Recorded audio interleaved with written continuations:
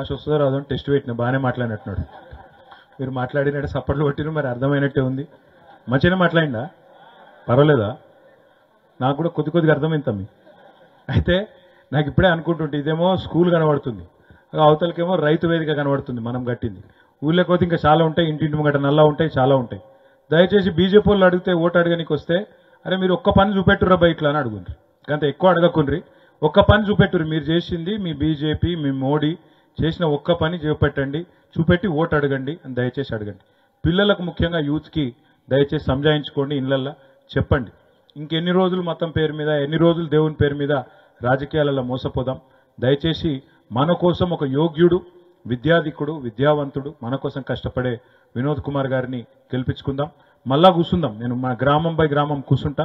వీర్నపల్లిలో కూడా ప్రతి గ్రామ నాయకులతో నేనే కూర్చుంటా, డైరెక్ట్గా మీతోని మాట్లాడుకుందాం.